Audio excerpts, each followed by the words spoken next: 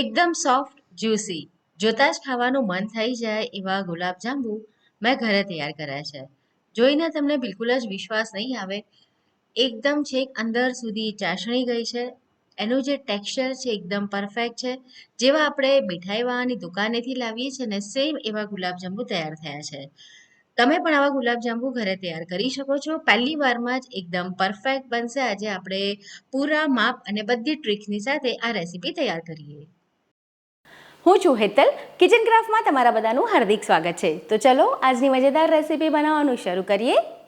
મીઠાઈવાળાની દુકાન જેવા પરફેક્ટ ગુલાબજાંબુ ઘરે તૈયાર કરવા માટે આપણે જે ગુલાબજાંબુનો સ્પેશિયલ માવો આવે છે ને એ લેવાનો છે. તો આ 400 ગ્રામ છે વજનમાં. અને માવો મેં બહાર જ રાખ્યો હતો એટલે એકદમ જ સોફ્ટ છે.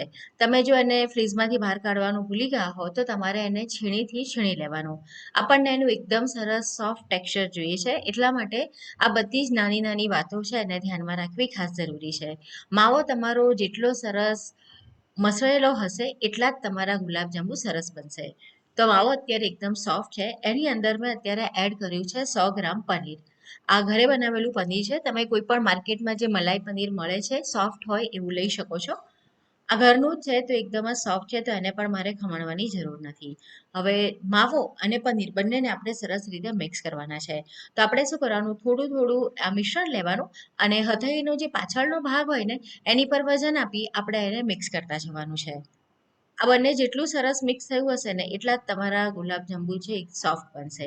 ઘણી બધી વાર એવું થાય છે ને કે આપણે ઘરે ગુલાબજાંબુ બનાવીએ તો એ સોફ્ટ નથી થતા અથવા તો એ પ્રોપર ચાસણી નથી એબ્ઝોર્બ કરતા. તો આજે આ બધા જ પ્રશ્ન તમારા જે હશે એનું નિરાકરણ તમને રેસીપીમાં મળી જશે. હવે જો એકદમ સરસ રીતે આ મિક્સ થઈ ગયું છે. કોઈ પણ નાનો એવો ટુકડો પણ હોય ને તો તમારે એને હાથેથી મસળી મિક્સ કરી લેવાનો. વચ્ચે આ રીતે થોડી જગ્યા કરી લેવાની છે આપણે. અને પછી અહીંયા દૂધ લઈશું. તો દૂધ પણ આપણે રૂમ ટેમ્પરેચરનું લેવાનું છે. 3 થી 4 ટીપા જ લેવાના છે, વધારે નથી લેવાનું. અને એની અંદર આપણે એડ કરવાનો છે બેકિંગ પાવડર. બેકિંગ સોડા નહીં, બેકિંગ પાવડર 1/4 ટીસ્પૂન. એટલે તમે જો ચપટીથી ભરો ને તો અંગૂઠા અને આંગળીની વચ્ચે ભરો તો લગભગ 3 ચપટી જેવો થાય. અને દૂધ સાથે એને પહેલા તો સરસ રીતે મિક્સ કરી લેવાનો. બેકિંગ સોડા નાખીને તો ઘણીવાર ગુલાબજાંબુ ફાટી જતા હોય છે. બેકિંગ પાવડરથી તમને એકદમ પરફેક્ટ રિઝલ્ટ મળશે. અને થોડીક વાર માટે એને રહેવા દેવાનું. ત્યાર પછી એની અંદર આપણે નાખીશું ઇલાયચી પાવડર. તો ઇલાયચી પાવડર તમારો એકદમ બારીક હોવો જોઈએ. જો થોડો પણ મોટો હશે ને તો શું થશે કે ગુલાબજાંબુની ઉપરની જે પડ એમાં આવશે ને તો ત્યાંથી એ ફાટી શકે છે. પછી લઈશું આપણે 3 ટેબલ સ્પૂન સોજી એટલે કે રવો, જે આપણી એકદમ ઝીણી સોજી આવે છે જેને રવો કહીએ છીએ એ લેવાનું છે. અને સાથે અહીંયા આગળ અડધો કપ મેં મેદો લીધો છે. તો મેં જે 400 ગ્રામ માવો લીધો એનું આ એકદમ પરફેક્ટ મેઝરમેન્ટ છે. આ મેઝરમેન્ટથી તમે ગુલાબજાંબુ બનાવશો તો ક્યારે પણ તમારા ગુલાબજાંબુ ફાટશે નહીં. ચાસણી એકદમ પૂરી એબ્ઝોર્બ કરશે, એકદમ સરસ બનશે. હવે બધી જ વસ્તુઓને સરસ રીતે મિક્સ કરવાની છે. અહીંયા જ છે ખરી મહેનત. લગભગ 10 થી 15 મિનિટ જેટલો સમય લાગશે બધું જ મિક્સ કરવામાં. બરાબર મિક્સ થઈ જાય પછી થોડું થોડું મિશ્રણ લેવાનું અને સેમ પહેલાવાળી પ્રોસિજર આપણે કરવાની છે. અને આ રીતે એને મસળવાનું છે. હવે ક્યારેક એવું થાય કે તમે જે અંદર રવો એડ કરો એ જો થોડું પણ મોઇશ્ચર વધારે એબ્ઝોર્બ કરે ને તમને આ મિશ્રણ ડ્રાય જેવું લાગે ને તો તમારે થોડું દૂધ એની અંદર એડ કરવાનું, 1 થી 2 ચમચી જેટલું, વધારે નહીં, જરૂર નહીં પડે.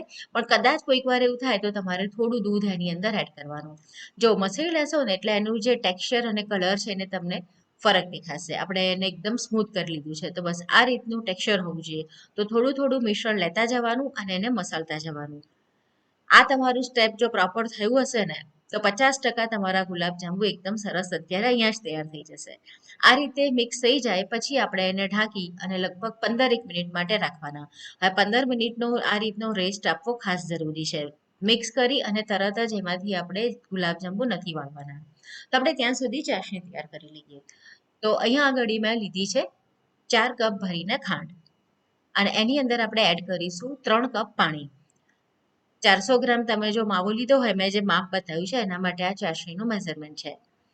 અને હવે ગેસ ચાલુ કરવાનો છે. ગુલાબજાંબુમાં આપણે કોઈ તારની ચાસણી નથી હોતી એટલે ગેસની ફ્લેમ એકદમ સ્લો રાખવાની અને સ્લો ફ્લેમ પર જ આપણે ખાંડને ઓગાળવાની છે.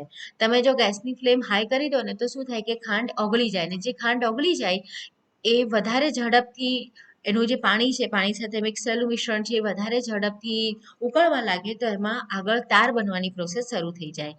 જે લોકો રેગ્યુલર ગુલાબજાંબુ બનાવે એમને તો આ બધી વાતો ખ્યાલ જ હોય, પણ જે પહેલી વાર બનાવે છે એમના માટે આ ટિપ્સ ખાસ જરૂરી છે. તો સ્લો ફ્લેમ પર જ આપણે ખાંડને હલાવતા રહીને ઓગાળી લેવાની.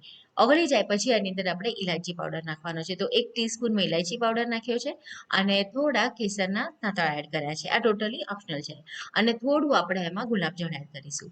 તો અહીંયા આગળ મેં 1 ટીસ્પૂન ગુલાબજળ એડ કરી દીધું છે. હવે આપણે ખાંડ ઓગળી ગઈ છે તો ગેસની ફ્લેમને હાઈ કરી દેવાની છે અને ફક્ત 2 મિનિટ માટે આપણે એને ઉકળવા દઈશું. એની અંદર બબલ્સ આવવા લાગે ને પાણી એકદમ ગરમ થઈ જાય, એટલે કે ચાસણી ગરમ થઈ જાય પછી આપણે ગેસ બંધ કરી દેવાનો. પણ પહેલા એકવાર આ રીતે ચેક કરી લેવાની. તો જુઓ, હાથમાં તમને છે ને થોડું સ્ટીકી લાગશે. આપણે ઓઇલ હોય ને હાથમાં તેલ હોય તો કેવું લાગે, બસ સેમ એવું ફીલ થવું જોઈએ. તો હવે આપણે ગેસ બંધ કરી અને અહીંયા આગળ 2 થી 3 ડ્રોપ લીંબુના નાખી દેવાના, એટલે ક્રિસ્ટલાઇઝ ના થાય. મિક્સ કરી અને એને રહેવા દઈશું. ચાસણી આપણી જ્યારે ગુલાબજાંબુ એડ કરીએ ને ત્યારે થોડી હુંફાળી હોવી જરૂરી છે. તો ઢાંકીને એને રહેવા દઈએ. હવે અત્યારે જોઈએ તો 15 થી 20 મિનિટ સમય થઈ ગયો છે ચાસણી બનવામાં. તો આપણો જે માવો હતો એ સરસ રીતે સેટ થયો છે. હવે એમાંથી આપણે ગુલાબજાંબુ તૈયાર કરવાના છે. તો આમાં તમારે જે સાઈઝ જોઈતી હોય, અત્યારે હું જે આપણે નોર્મલ મીઠાઈ દુકાનમાંથી લાવીએ છીએ ને એ સાઈઝના બનાવું છું. તો લગભગ તમારા 45 થી 50 નંગ જેટલા ગુલાબજાંબુ બનશે આટલી ક્વોન્ટિટીમાંથી. અને તમે જો નાની સાઈઝ કરશો ને તો 60 થી 70 નંગ પણ બનશે. તો આ રીતે આપણે નાના નાના એમાંથી પહેલા તો ગોળા તોડીને તૈયાર કરી લેવાના છે અને પછી એને એકદમ સરસ રીતે ગોળ કરવાના છે. એટલે ક્યાંય પણ ક્રેક્સ ન રહેવી જોઈએ. જો ક્રેક રહી જાય ને તો ત્યાંથી ક્યારેક ક્યારેક ગુલાબજાંબુ તળતી વખતે ફાટી જાય છે. તો હથેળી પર મૂકી આ રીતે બીજા હાથથી તમારે એને ગોળ ગોળ ફરાવતા રહેવાનું. તો એકદમ સરસ એનો ગોળ શેપ આવી જશે. ખૂબ જ ઇઝી છે. તમે એકવાર પ્રેક્ટિસ કરશો ને તો આવડી જશે. જો આ રીતે તૈયાર થઈ જવું જોઈએ. ક્યાંય પણ એની અંદર ક્રેક્સ ન રહેવી જોઈએ. જો ક્રેક દેખાતી હોય તો તમારે એને ફરીથી થોડું આ રીતે રાઉન્ડ અપ કરી લેવાનું, એટલે ક્રેક નહીં રહે. હવે ઢાંકીને રહેવા દઈએ. થોડા મેં તૈયાર કરી લીધા છે, બાકીને પછી કરીએ. હવે ગુલાબજાંબુને તળવા માટે તમે તેલ અથવા તો ઘી કોઈ પણ ઉપયોગમાં લઈ શકો. મેં તેલ લીધું છે અને થોડું ગરમ થાય ને એટલે આપણે એમાં ગુલાબજાંબુ એડ કરવાના. અને જ્યારે એડ કરો ને ત્યારે એક નાના ચમચાથી આ રીતે તેલને તમારે ફરાવતા રહેવાનું. નહીતર શું થશે, ગુલાબજાંબુ એક જ જગ્યાએ નીચે કઢાઈમાં ચોંટશે અને એનો કલર ડાર્ક થશે ત્યાંથી. આ રીતે તમે ફરાવતા રહેશો ને તો બહુ એવો વધારે ડાર્ક કલર નહીં થાય. જો કદાચ એવો ડાર્ક કલર થઈ જાય તો પણ ચિંતા કરવાની જરૂર નથી.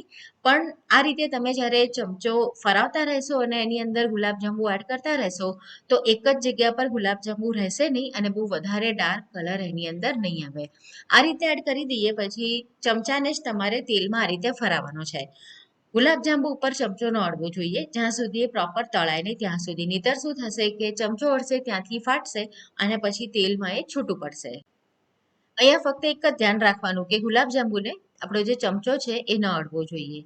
આ રીતે તમે એને સતત ફરાવતા રહો. લગભગ 8 થી 10 મિનિટ જેટલો સમય લાગશે અને તમારા જે ગુલાબજાંબુ છે એનો કલર આ રીતે ધીમે ધીમે ડાર્ક થશે. જો ક્યાંક એક ગુલાબજાંબુ જો નીચે રહી ગયું હોય ને તો ત્યાં થોડો ડાર્ક કલર આવ્યો હશે, પણ તમે આ રીતે એને સતત ફરાવતા રહેશો ને તો બધાનો કલર એક સરખો જ થશે. કોઈ ડાર્ક નહીં થાય, કોઈ લાઇટ નહીં થાય. તો બસ ધ્યાન એ રાખવાનું છે કે સતત જ્યારે તમે ગુલાબજાંબુ તેલમાં એડ કરો ત્યારથી લઈને બહાર કાઢો ત્યાં સુધી એને સતત ફરાવતા રહેવાનું.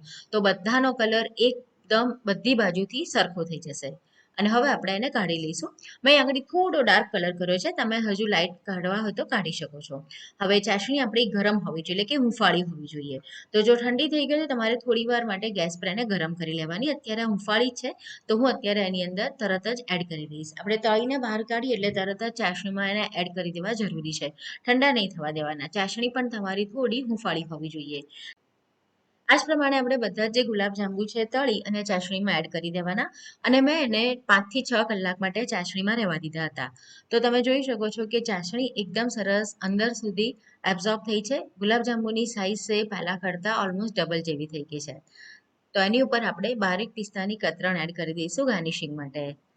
અને એક સર્વિંગ પ્લેટમાં એને કાઢી દઈએ. આ ગુલાબજાંબુને તમે બહાર 4 થી 5 દિવસ માટે અને ફ્રીઝમાં 10 થી 12 દિવસ માટે સ્ટોર કરી શકો. એનું ટેક્સચર જોઈને જ તમને આઈડિયા આવી જશે. એકદમ જ સરસ એ જ્યુસી છે. અને જ્યારે તમે એને કટ કરશો ને તો અંદર તમને ના ગોળી જેવું દેખાશે. ઘણીવાર એવું થાય છે ને કે વચ્ચેથી આમ ગોળી જેવો ભાગ રહી જાય છે કડક કડક. તો આમાં બિલકુલ જ એવું નહીં થાય. એક એક ગુલાબજાંબુ એકદમ સરસ બનશે. છેક અંદર સુધી તમે જુઓ ચાસણી અંદર સુધી ગયેલી છે. તો તમને આજની રેસીપીનો વિડીયો કેવો લાગ્યો ફ્રેન્ડ્સ કમેન્ટ કરીને મને ચોક્કસ જણાવો. રેસીપી પસંદ આવી છે, વિડીયો પસંદ આવે છે તો વિડીયોને લાઇક કરી તમારા ફ્રેન્ડ્સ અને ફેમિલીની સાથે એને જરૂરથી શેર કરો. અને આવી નવી નવી રેસીપી જોવા માટે કિચન ક્રાફ્ટ ચેનલને જરૂર સબસ્ક્રાઇબ કરો.